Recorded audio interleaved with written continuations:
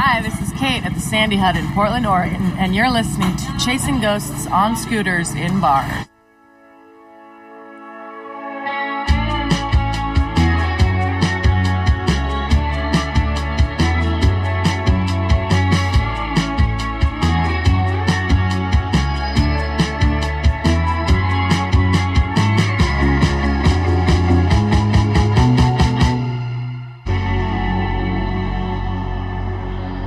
Chasing Ghosts on Scooters in Bars, the podcast that blends the modern scooter lifestyle with a twist of the paranormal over a cool cocktail.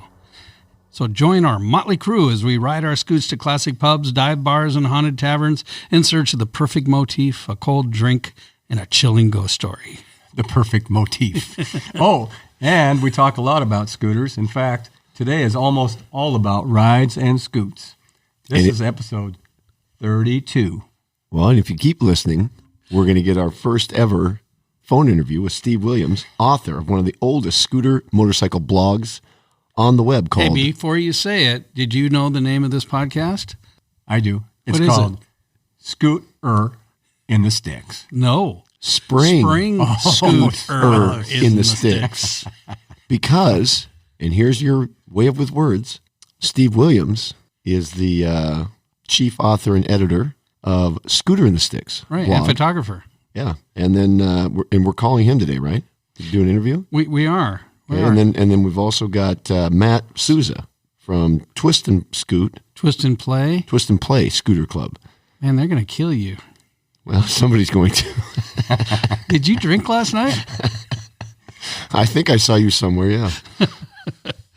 So what's going on? What's been happening, Lonnie? Something big in your world?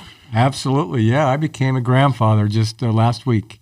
And first time, right? First time, little baby girl. My oldest son and his wife had her, and life-changing. Really, really cool.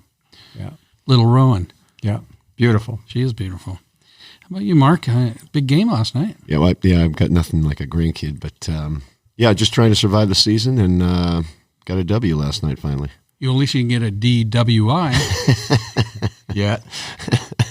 Trying to stay away from those as best I can. Big win. So congratulations. That's great. Well, and you two came to the game.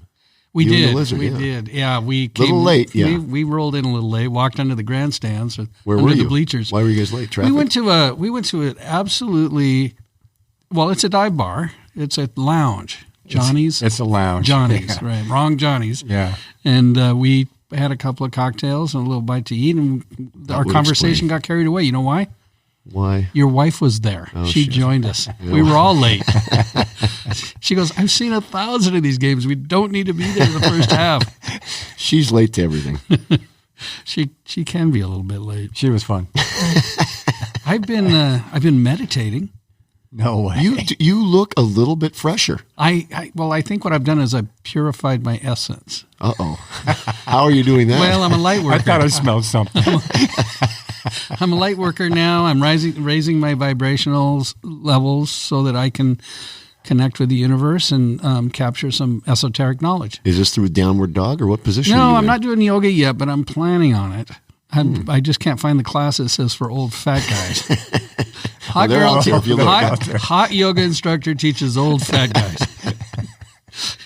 I'm thinking maybe there's another. So do you sit? Do you lay? What are you doing? I sit. Yeah, I just sit and I ground myself. I'm grounded and bathe myself in the white light and think about all the things I shouldn't be thinking about. For how long? 15 minutes or so. Actually, I'm trying to get rid of being so pissed off at everybody. And it takes you 15 minutes to clear your mind? You got a lot of anger. No, I start dwelling on it. It gets worse. So part of it is one of the most stressful times of the year for me because we're setting up and getting ready for the big Seattle Boat Show, which starts next Friday. That's a big one for you. So we've been prepping for a month, but full week of training last week, 10 hours a day for the guys, and then. And Mark, where can we find out more information about this boat show if we're interested? Well, if you want to go, get in touch with me. And I'm you're talking local for the general public. Or they can call SeattleBoatShow.com and weareunionmarine.com and join us. Come on It's down. a big boat show. The largest exhibitor at the show, correct? We you are, guys? yeah.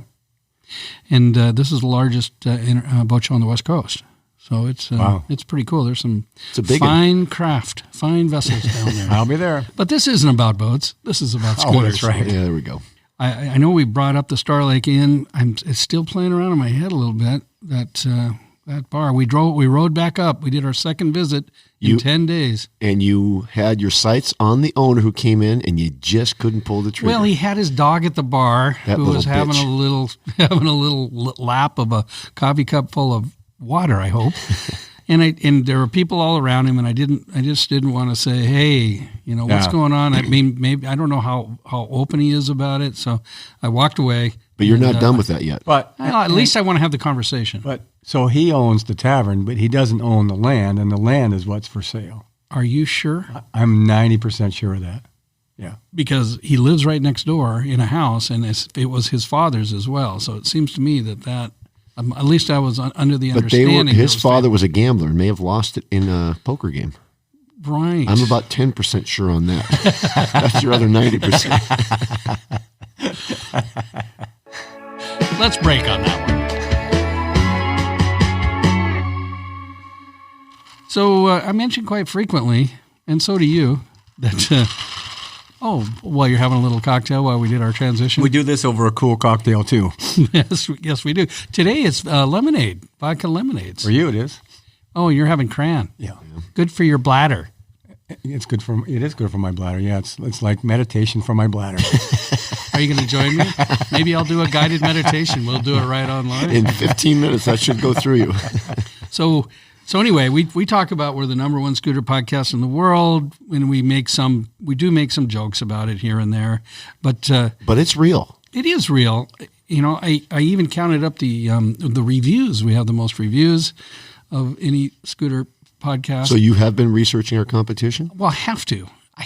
Wait, you are doing everything. I want to bring them up to the level that we are. I think it's good and healthy to have a little competitive landscape. Yeah. But I'm kidding. We don't want them to do well. We want to crush them. We want to stay number one. No, we wish them all well. No, absolutely. It's all fun. I want to talk about some of the ones that are out there. In full transparency, let's talk about some of the other scooter podcasts. Okay, let's hear about it. Maybe the people that listen to us don't even know there's another one. And that's why they laugh. And they say, of course they're number one. They're the only one. But we are not. There are almost 900,000 podcasts out there that are online. 900. You think of a subject, there's a podcast about it. There's one probably about, Right. But the problem, like we've found, we've got podcasts. We don't have listeners. Right. That's the problem. Well, we have a few, like 7. Wait, no, we are number one. Yeah, we are. So let's talk about the other ones. And this one sort of intrigued me a little bit. It's called the Scooter Life Podcast, hosted by Sarah Blessington. She rode a scooter across the United States. Wow, when? A couple of years ago, and now she's recounting all her adventures and stories. Herself? By herself. Wow.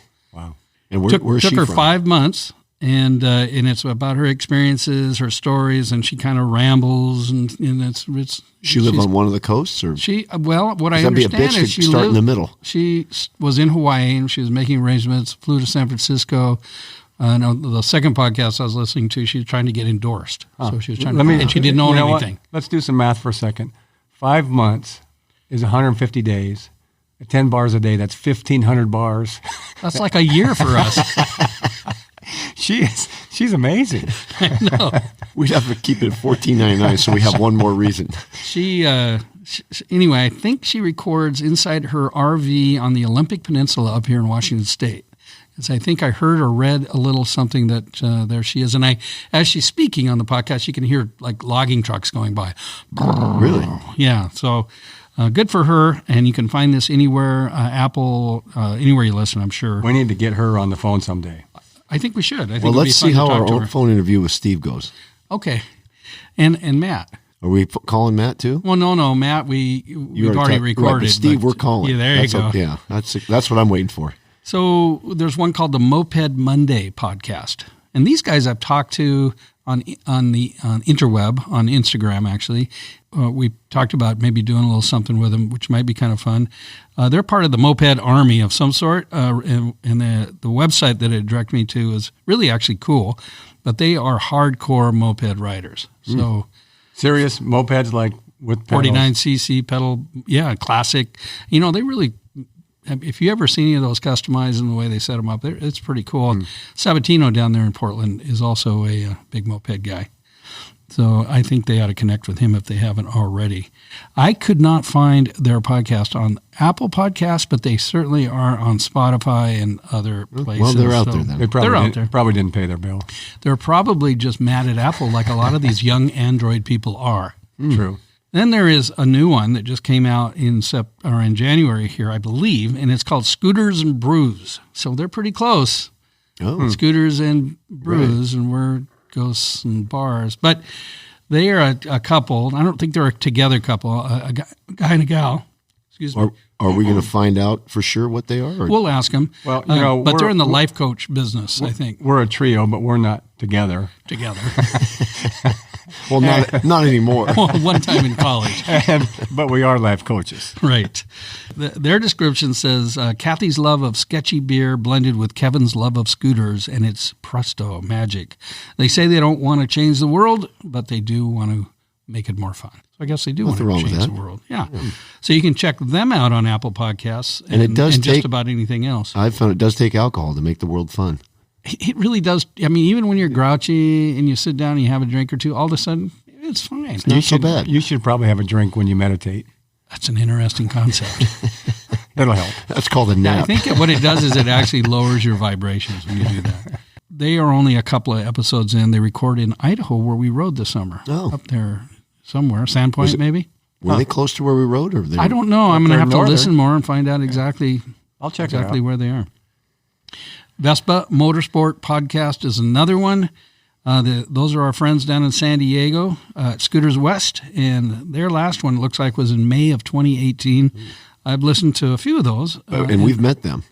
We've met Robot and maybe one or two other Snake guys. is not a part of that one. No, Snake was a different guy. Did we meet them up here when it was the, Vespa up in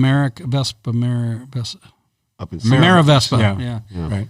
And I have a Robot T-shirt. They should know that. I spent the money. I bought parts from them when I laid my scooter down a couple years ago. I bought quite a bit from them over the years. Did you buy your scooter but I'm skirt not buying from them? another podcast from them because they're not doing it. That's how tough these are. It is tough. Then there's one called That Scooter Thing. And these guys are out of England. It's a interview show. It is a husband and wife interviewing people on the phone and talking. It's kind of gearheady a little bit. I'm out. Yeah. They sounded a little English and a little drunk, so I can't hold that against them. Maybe it's a time zone issue. They haven't uploaded since last May, I believe, is another one. Oh. So once again, the challenges of doing a scooter podcast are different than a lot of Okay, other would you ones. stop tooting your own horn about how hard you're working on this? Well, we get you I could continue use to do some it. help. Well, keep looking. This is the best you're going to get out of myself and the lizard. Then there's one called the Scooter Cast, and that was out for years, but he quit in 2009. He also called it Scooter Internet Radio. He quit in 2009? He did, yeah. geez. But he did 94 episodes before that.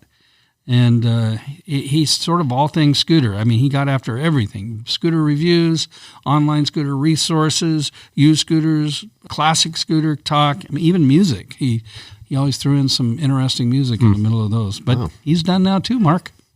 Maybe he's dead. I don't think so. Maybe he was Why would you think 61 and time to kick it. It does happen. Anyway, as you can see, it's a hard thing to sustain. So we need your money. And if not your money, we need your reviews and your ratings. So please do us a favor. Even if you've done it before, give us a rating. And you called out one of our listeners last night to give a rating. I did. We Shane ran into Nixon. him in a bar. Yeah. Yeah, that was great. There it is. He needs to review. And here's more from the Chasing Ghosts crew. That was the weakest transition we've ever Where did had. she come from? Who is that? I don't know. I think that's one of our wives I think sneaking the into the road- I think I podcast. grabbed the wrong file. I think the Roadcaster 9000 is haunted. Do you have a different one? Yeah, here you go.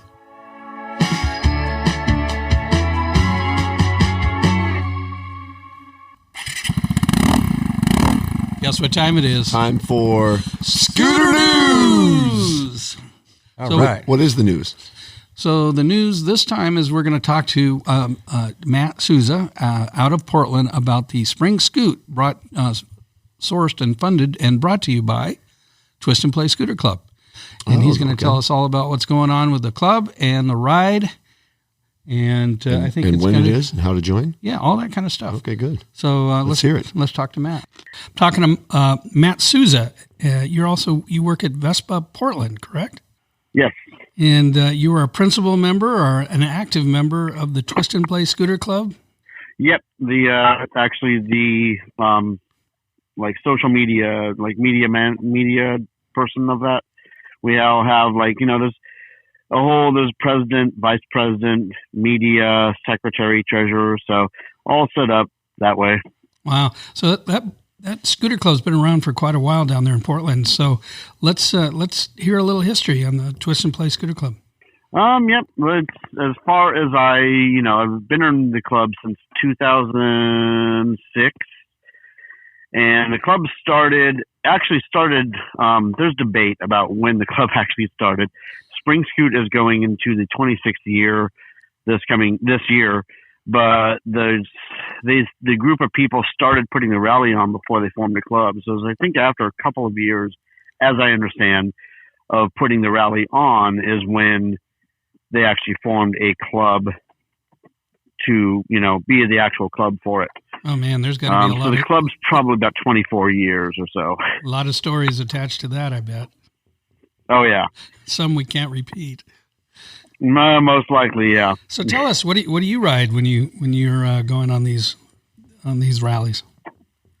It depends on the ride. Depends on the sort of if it's going to be a long ride out into the open. I want to take I have a 1963 Vespa GL that has a later model P200 engine in it, so nice. It easily cruises at 60 with no issue. So it's got the classic body with a bit of a performance boost without any crazy stuff going on in there. I have my 1986 Vespa T5, which is a little bit of a gray market sport model they never brought here. It's tuned a little. It's what was that? Oh, I said that one made it here. Oh yeah. yeah. There's some of them in the country. They just they weren't officially imported. Got it. That one's a little bit torquey. It'll pull wheelies up.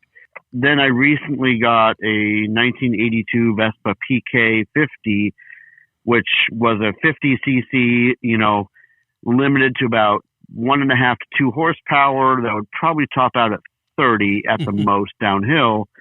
But there was a lot of tuning done with that needed to be done to make it work because the cases were kind of damaged.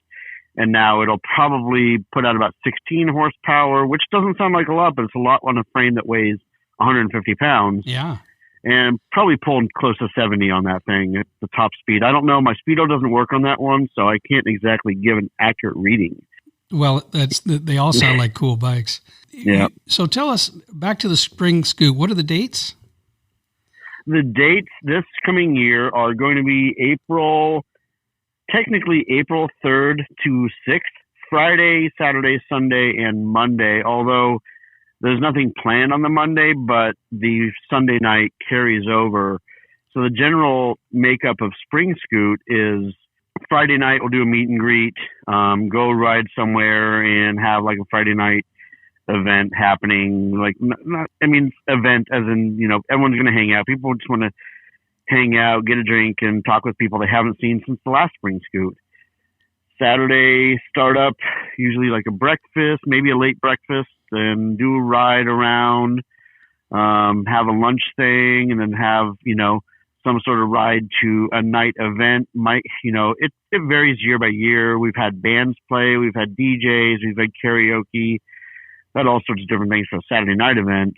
Sunday morning, we set it up and meet up somewhere for breakfast. We go through an awards thing, giving awards for bikes over the weekend, and also do a raffle. We're working on having a raffle bike this year. We've actually had raffle scooters for a few years, and it definitely gets people interested. Last year, we ended up actually with 2. We had a it was a 1959 wow, or 60 Vespa Allstate that got rebuilt, and it was all left with the patina. And then we also ended up getting someone donated a 2001 Vespa ET4. So we had a vintage and modern Semi-modern. within the past 20 years, but modern. Had an ET4 for a while. It was a good bike.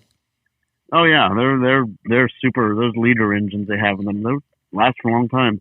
So do you have to be to be a member to go on the ride, or can anybody that has a scooter? And is it vintage and modern, or just vintage? Or it's totally open to everybody. You don't have to be a member to do it. We have we set up an online store to do like rally registration for like shirt, patch, all that stuff. So that way we can tell people, hey, go to the rally registration page. So you pay, then we'll like take all the stuff there, and then like, oh, we need this many medium shirts and we need this many large shirts, and get them all printed up. And then you show up at the rally, say who you are, and get your whole rally pack. And that's rally pack, that covers that stuff. The rides, we don't charge for that. We try to set up a thing where we can at least provide one or two meals to people on like, maybe like a free lunch or whatever. Nice.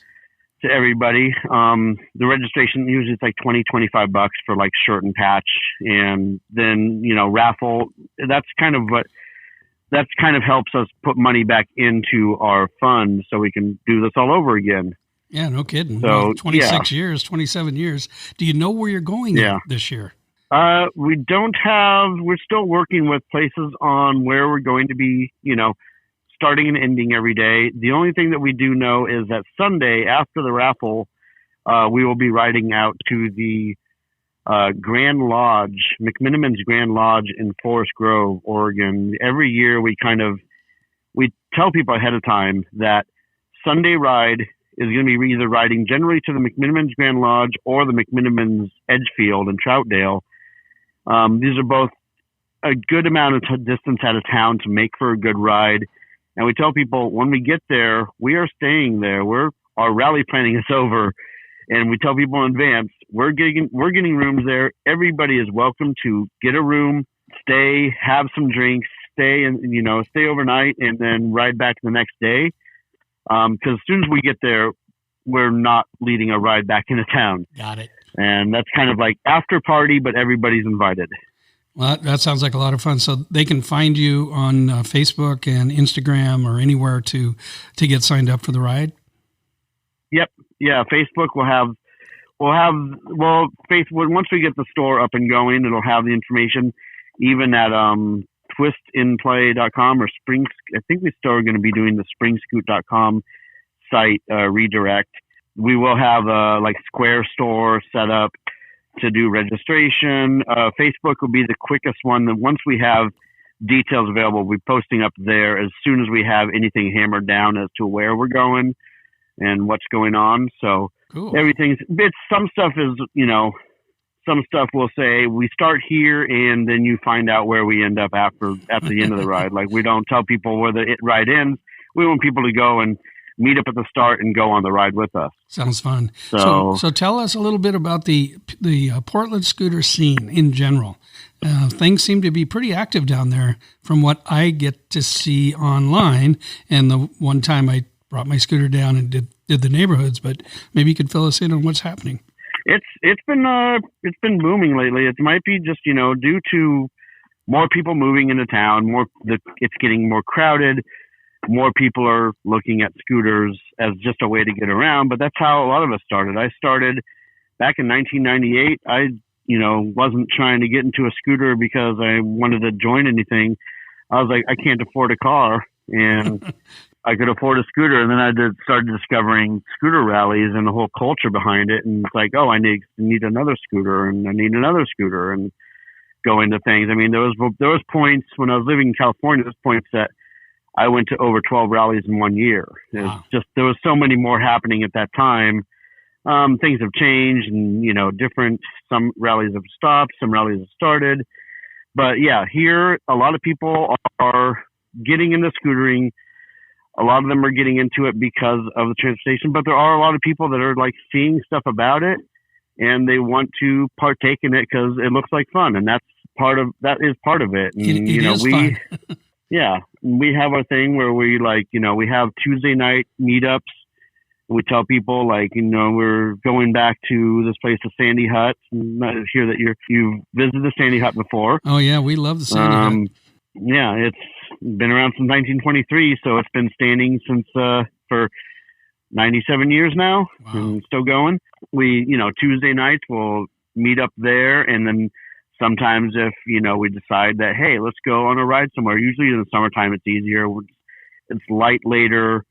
Like, it stays light later on, and weather is better, and we'll be like sitting around. People start showing up at 6, and then at 7, it's like, hey, let's ride over to this place. Let's have a little fun and enjoy the summer. Then someone will say Friday night is meeting at blank. Like, it's, maybe it's a new place, or maybe it's a place we haven't been in a while. Maybe a friend of ours is doing something like having a show somewhere. It's like, let's go to that place on Friday and support it. So Friday is always rotating, and it's a different member every week. We have a list of, every Monday it pops up on our email saying someone is the announcer this week. So it's up to them to figure out where we're going on Friday. And yeah, we get new faces all the time. We get, some people come out of the woodwork that haven't been out for a while, but then some people show up. Some people just didn't know about it and been riding a scooter by and see it and just park, and it's like, hey, what's all this? And it's like, yeah, you just hang out. Oh, so kind great. of, it's just open invite to everybody, vintage, modern people. We have moped gangs here that hang out, like, people old, Pook and Tomos mopeds, Vespa mopeds, that they hang out with us and do stuff with us. There's people in motorcycle clubs that show up, come out to our stuff at times, and we go out to theirs. Yeah, it's all generally the two-wheeled community here is pretty strong and gets along very well. Yeah, I'm jealous. I wish it were a little more like that up here in Tacoma and even Seattle, which is pretty good, but not to the level I see it going on down in Portland. So, where's the best place to get a new scooter? Definitely Vespa Portland.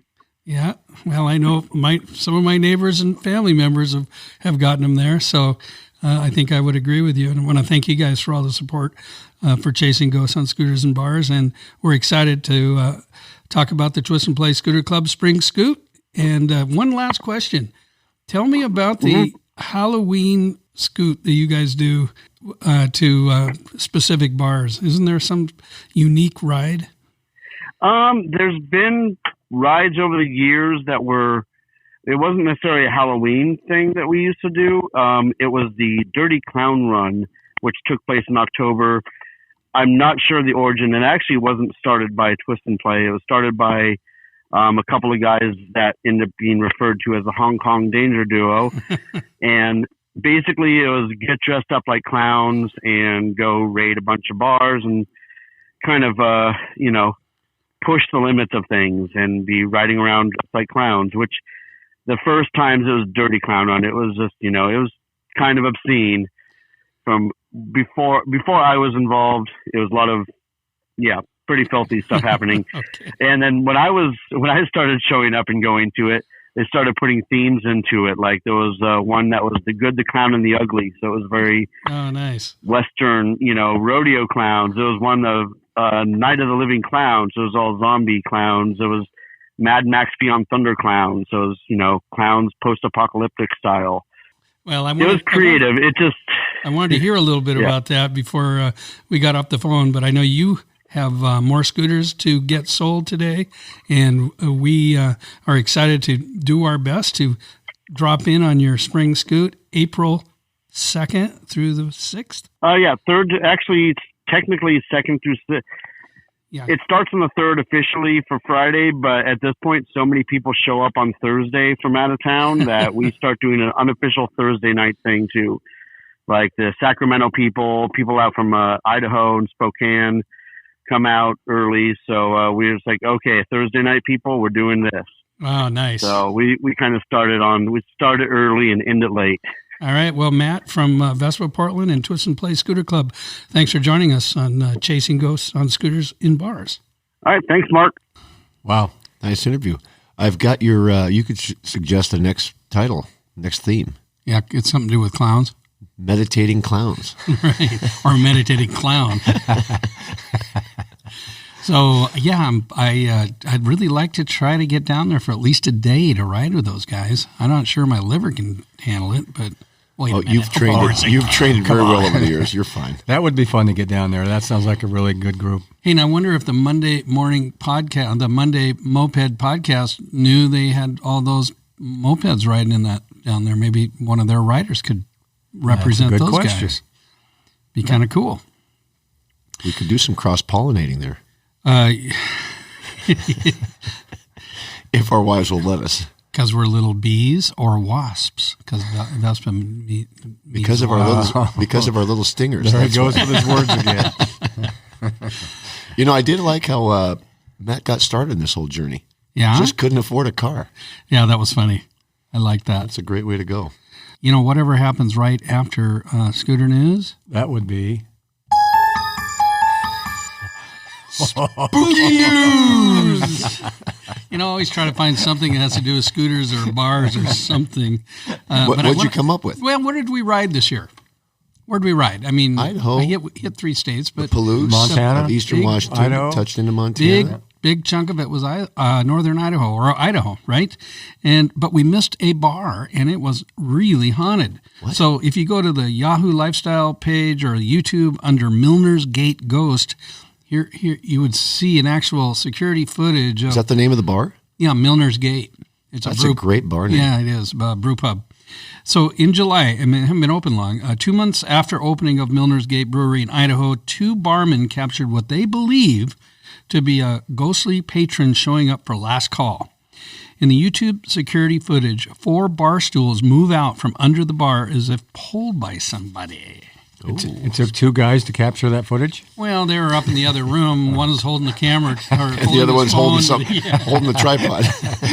Maybe they were hanging out for a little after-hours cocktail. Who knows? But anyway, they pull out, and it feels like someone took a seat. In a second video, filmed days later, showed a ghostly light dancing in front of the bar. Wow. So to really appreciate this, the fact that, first of all, it's a bar story, and it was an area that we were at this summer, or not an area, but a state we were at this summer, and then that we missed. So, ghosts and bars.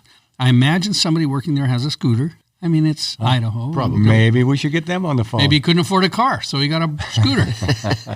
General manager. That's usually how it goes. General Manager Chris Erkey tells Yahoo Lifestyle that the Freemasons, a secret worldwide fraternity, we know them, once met with regularity on the property.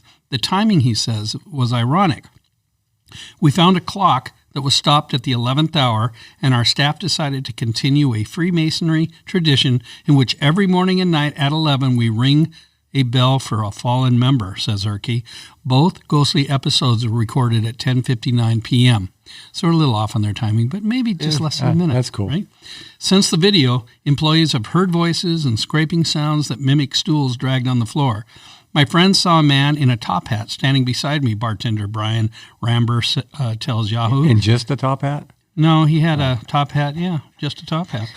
And once, late at night, we heard a female voice say hello like she wanted service. Recently, he claims. And you didn't answer?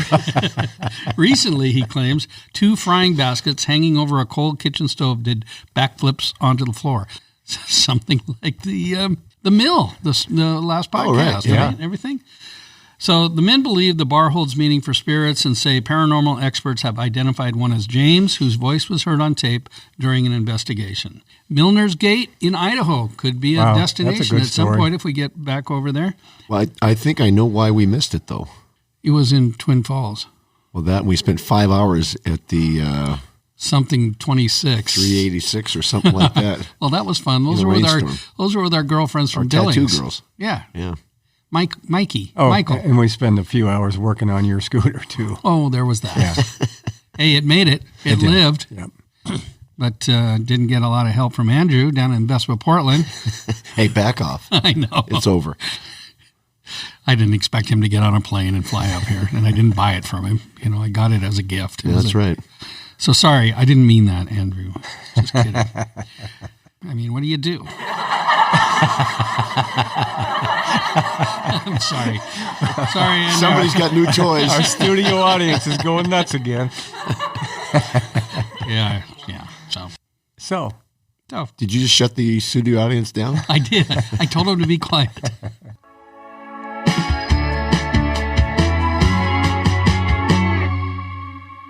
So our feature story today is with Steve Williams of Scooter and Sticks. Now, I've been reading this blog for a long time. You have talked about it several times. You've sent pictures to us and made comments about it. Yeah, I repost his stuff when it comes up.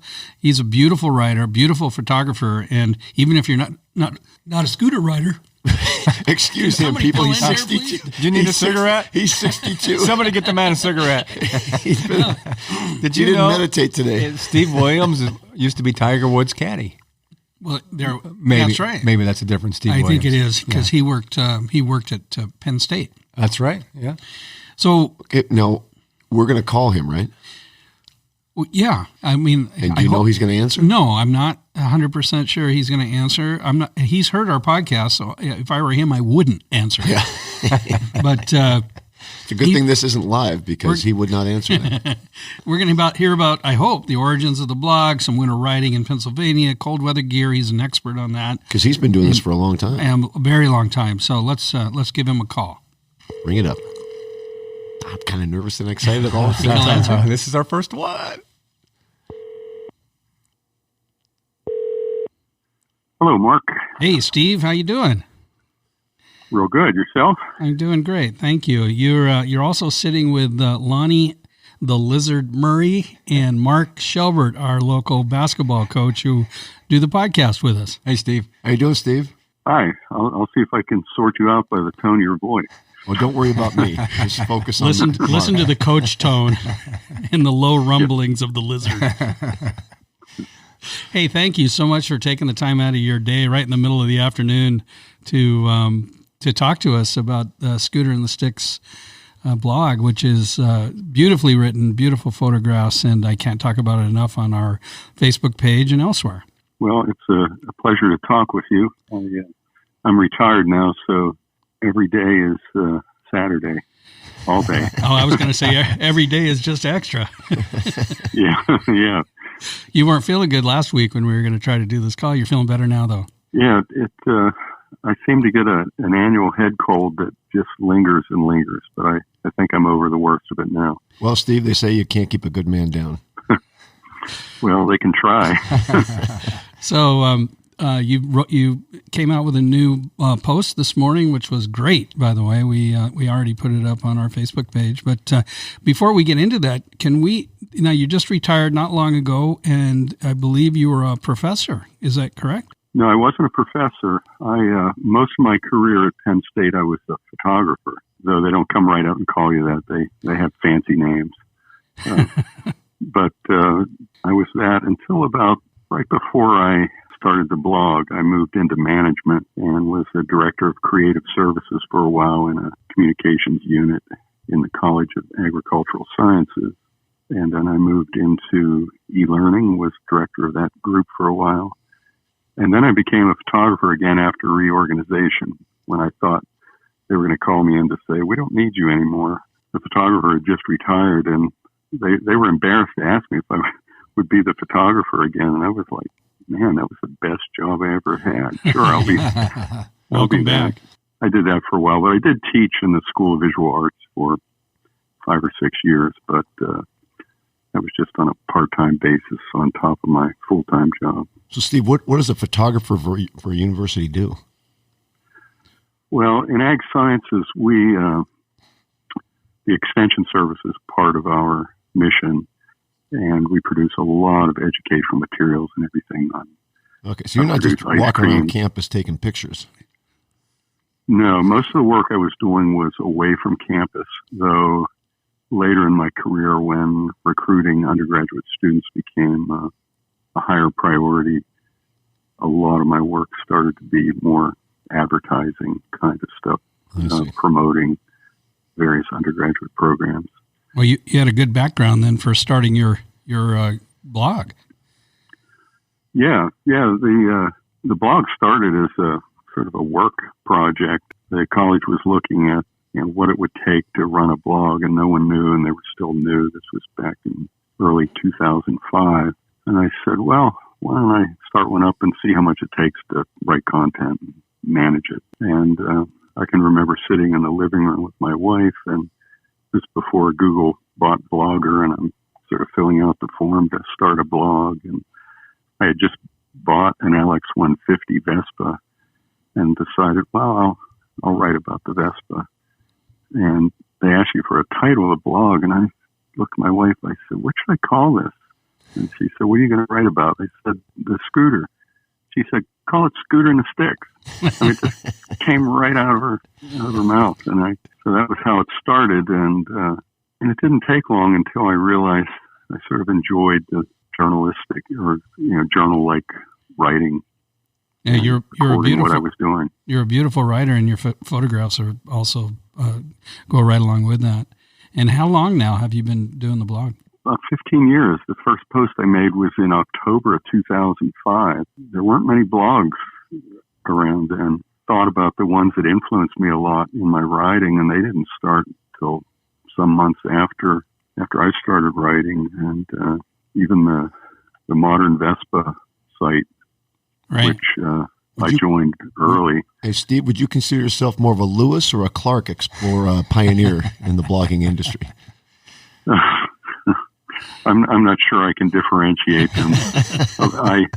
I felt sort of a haphazard, serendipitous blogger. I just sort of stumble along, and I never really had any goals or intentions to the blog. It was funny. I saw some of the early blogs start up, like the Cafe Racer or Bike FX, and they obviously had some intention to make money, and they worked towards that goal where I never really had any ambition in that regard.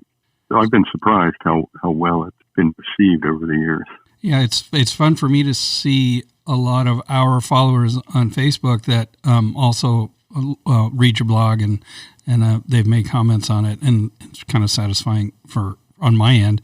And so we would say you're the OG of scooter blogs, and we're the number one scooter podcast in the world that features ghosts and bars.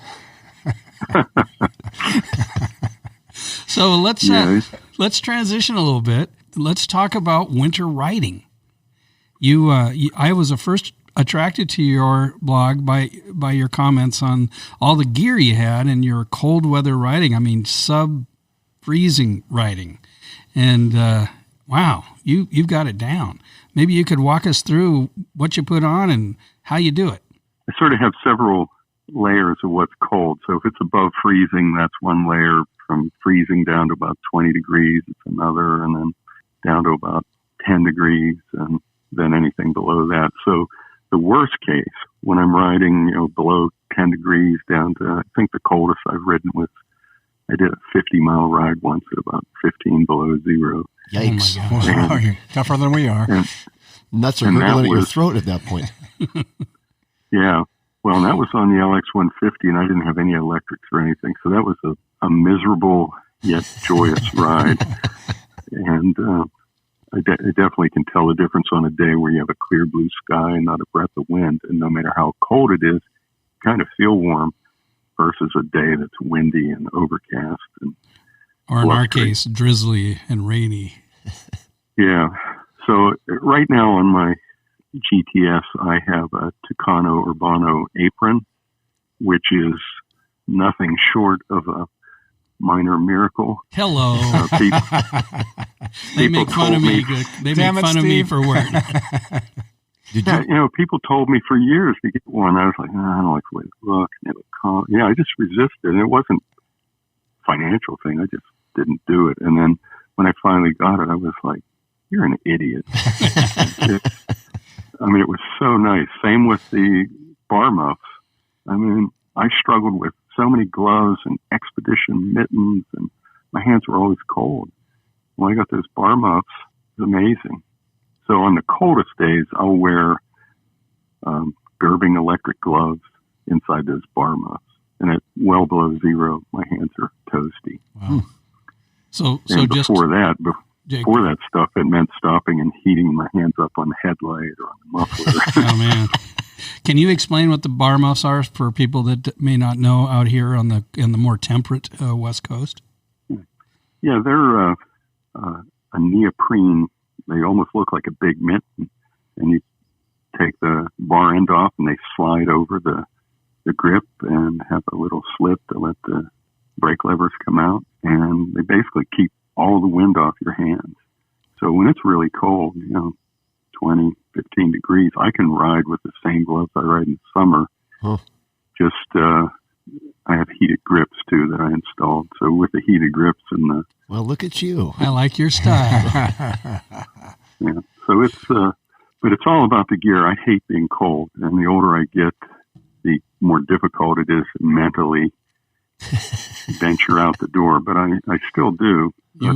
Your blog this morning was about that thought process. Yeah. It's a challenge I've noticed. I'm just trying to accept this is just part of getting older. And I have a friend who follows your podcast, Andy Heckathorn, and he posted some pictures on Instagram of a ride he did last week when we had snow. I saw that. I was like, man, I used to do that. And I realized how difficult those kind of rides are. They look pretty, but riding in snow is a completely different experience. Well, I've seen pictures of Vespas with a ski on the front. You can always do that. But back to the gear I wear, I have a first gear Kilimanjaro jacket. Usually underneath that, I'll have long underwear, maybe a sweater, and maybe even another light jacket before I put the heavier jacket on. What kind of socks you going with, Steve? The thick ones, or I just wear? I wear LL Bean rag wool socks. Okay. And I'll tell you, my feet are the weak link now. And I've discovered for anyone riding in really cold weather on a Vespa, if you're not style conscious, I wear these Sorel snow boots, big, heavy felt lined. Oh, yeah. And my feet don't get cold. They look weird, for someone that wants to be stylish on their Vespa. But well, as the older we get, the less we care. Yeah. What chance do we have anyway? Hey, so go ahead, Lonnie. Hey, Steve, did I see that, or did I read that you put all-weather tires or some different tires on your scooter as well? Yes, I have. I haven't put them on yet this year, but they're already mounted on rims and balanced, so I just have to swap them out. They're Heidenau Snowtex tires. They come from Germany, and they are a much softer rubber, so when the road's cold and it's really cold, you have more traction. The tread design's more aggressive, and there's micro crystalline silica embedded in the rubber to add a little extra grip. Wow! Have you used those in the past, or this is the first time coming up when you put them on? Yeah, I've used them now for many years. Okay, and they do make a difference in like wet, slushy snow, in sort of even dry snow. They don't make much difference at all on ice, and on hard packed snow, they're still kind of slippery. But they take a while to get used to because the Vespa's pretty nimble on the road. You can sort of flick it around. First time I rode with these, and I went to avoid some little obstacle, and I realized, Steve? Oh, I see what it is. Steve, did we lose you? Nope, I'm still here. I can hear you now. Oh, okay. Yeah. I had my AirPods in my pocket, and they picked up the call. So you were talking to his nuts, Steve. That was the gargling. Well, that's a good. Those are great recommendations, and I know that there's going to be people contacting us to say, what was that model again? And then I'll just direct them back to your blog, and you can get another guy signing up. But what's funny though, something I have noticed. I used to be more in a promoting manner for winter riding, and I've come to your senses. Well, I don't suggest people do it because I've known people that have tried, and you have to have a special self-discipline and temperament to ride. Or if you're like us, you just got to be thirsty. Yeah. I mean, it really, even on a bone dry day when it's 20 degrees out, you never know if someone's thrown a cup of coffee on the road or something, and there's this big spot of ice, and you have to sort of anticipate disaster in a lot of places, and you can't, even though you know a curve really well on a road, you can't assume there's not something there. And I know a lot of riders they can't slow down. They don't want to change. Maybe we're lucky out here in the Pacific Northwest. It's wet, but it's never that cold. Well, it is once in a while. Well, rarely. It's the thermostat cold all the time for me. 20 degrees. We're in under the house fixing the busted pipes that froze. So what are your real quick? What are some of your favorite rides? Now you brought up Andy. He's Heckadude to me. That's his handle, or his Instagram handle, at least I think. He does some beautiful artwork too. Yes, he has outstanding work. Someday I'll have to see if I can con him into making something for me. But he and I went on a ride together that where we came upon a haunted bar. If you travel east through the valley here, you'll go out through Amish country. When you get to the far end of the valley, we cut over the mountains to the next Amish valley and over the mountains again. You can head up to Pine Creek or some of the highland areas of northern Pennsylvania. It's a beautiful ride, a lot of winding, quiet roads. And what's really nice about central Pennsylvania, when you get off the main arteries, there are times I'll go for 15, 20 minutes and not see another car. But, Steve, that's a problem for us because we don't go 15 or 20 minutes any further than that between a bar. But and you're going through Amish country too. Yeah, well, there are a couple of little Amish farms that make donuts around here. Well, that works. We get the you're sharing. riding, stop and get a donut, and it's on the honor system. You just go in and all the donuts are there. A little can to put the money in. Nice. Yeah, but it's an interesting place to ride, and I also like riding up through some of the big state forests here north of here. There's an area called the Queehana Wilderness Area, and I think what I like most about riding those kind of places is there's no cell coverage for the most part. There are many roads that I've never been on still, and it's easy to get lost. And I don't ride with GPS or anything. Every once in a while I'll take the Pennsylvania Gazetteer Atlas to look at some of the maps, but I just like being lost because I know it's not like being out in the West where you get lost, you might die. I'll eventually get somewhere where... That's what our wives are doing.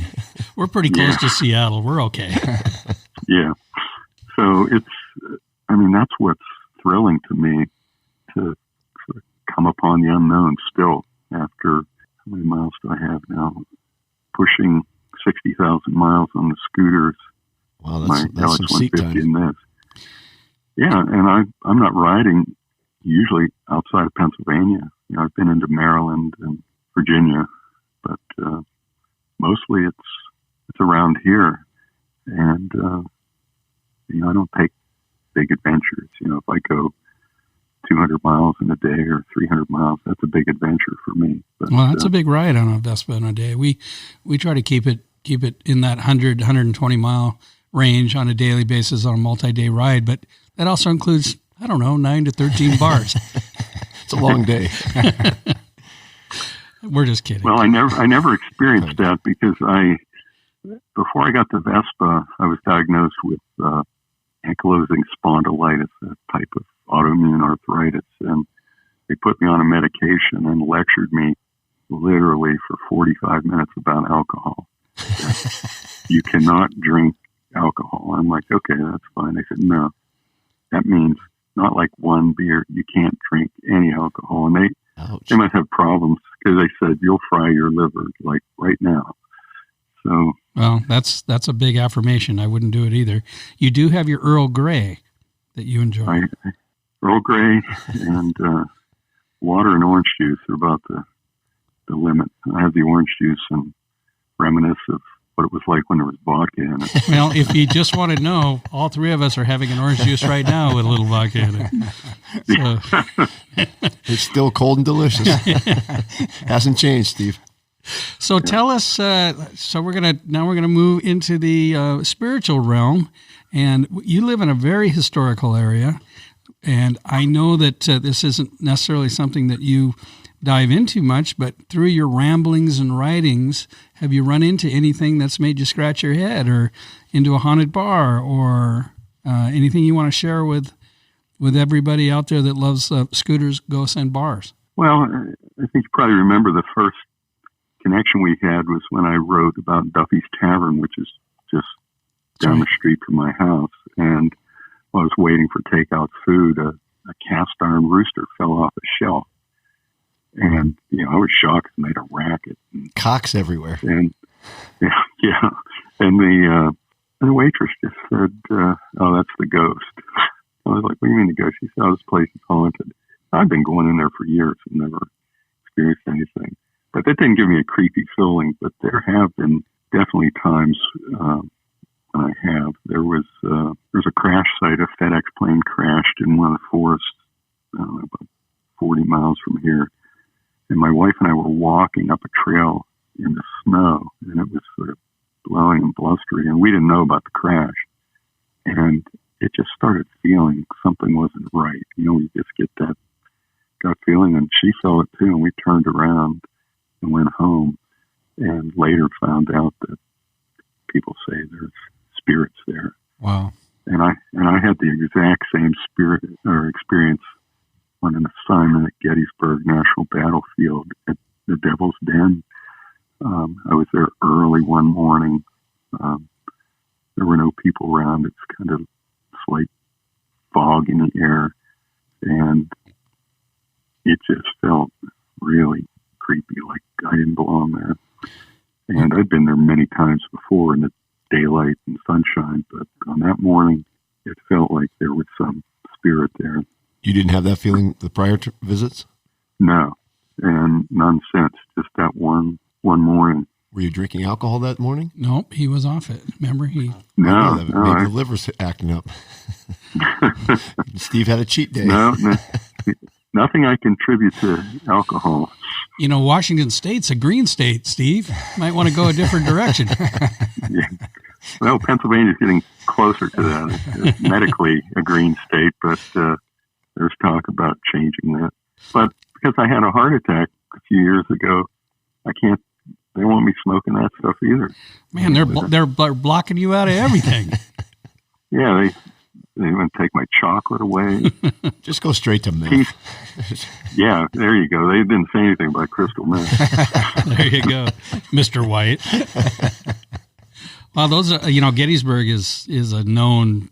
I mean, people have videos of things that are happening there all the time. So it's not surprising that you felt something, and you probably have some hidden, suppressed psychic abilities that you're just not willing yet to accept. Maybe that might be the direction you want to go. Don't listen to him.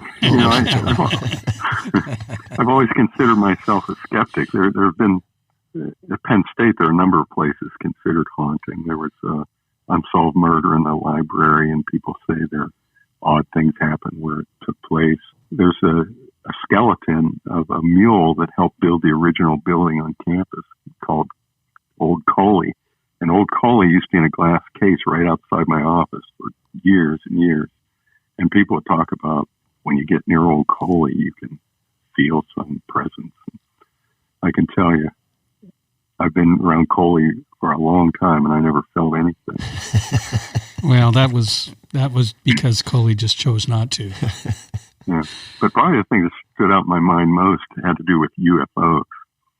And I believe there are things out there, but I went to a lecture one Saturday morning by a producer who had produced something for PBS on UFOs, and this was many years ago. And I get there, and there are about 100, 125 people in the audience, and they all look normal, tinfoil hats or anything. And at one point in the lecture, the speaker says, "How many of you believe in UFOs?" And practically every hand in the audience went up. And then he asked, "How many of you have seen a UFO?" And more than half the hands went up. I'm like, wow. And then he asked the question that made me a skeptic. He said, "How many of you have actually been on a spacecraft?" And there were like 30 people that raised their hand. I'm looking around, and these people look, like my neighbors or people that I work with. I mean, nothing odd about them. And I'm thinking, man, where am I? Yeah, there's a lot of abduction stuff that's out there, and they say it's multidimensional, but you never know. I probably wouldn't have raised my hand on that one. Yeah. So, can you tell us how people that don't follow your blog can find you? Yeah, if they just type in Scooter and the Sticks in Google, they'll find me there. And you're also on all social medias for the most part, or Facebook and. I'm on Facebook. There's a Scooter and the Sticks Facebook page, but to be honest, my social media interaction is slim at best, and I sort of have ongoing thoughts of I'm just going to unplug from all those things. Nothing wrong with that, Steve. Yeah. Mark's never plugged into those things. I'm still holding out. He still asks me questions about different posts. Yeah, but what about that? Can I see that post? He's a Can watcher. you print that out for me? Exactly.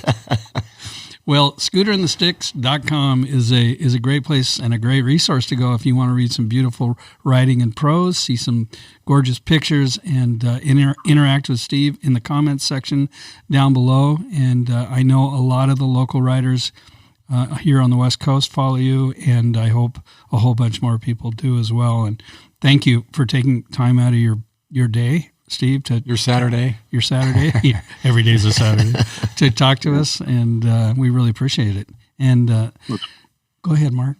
No, Steve, thank you very much. Very nice of you.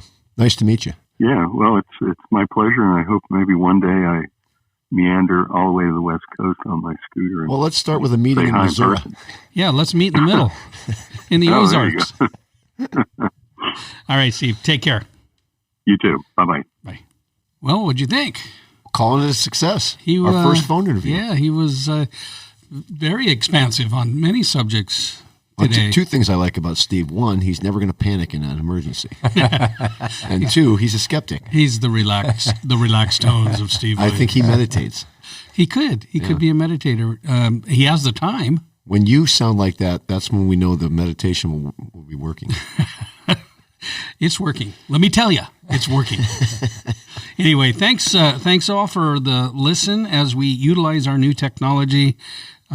We talk rides, spring scoot, the scooters, ghosts, and bars, and other fun nonsense. This is a long-ass podcast. Are they all going to go this long now? Well, it's not as long. We've had some that are 90 minutes. This one's only 1 hour and 6 minutes so far. You keep talking, it's going to keep going. Thanks to Weeknights for the original music. They have a new record coming out soon. We're excited about that. Our team of Northwest Podcast Scooterists. Who's that? That's us. And all the bars we go to, we apologize to them in advance. They love us. And the universe for allowing such wicked joy. This is Copyright 2020.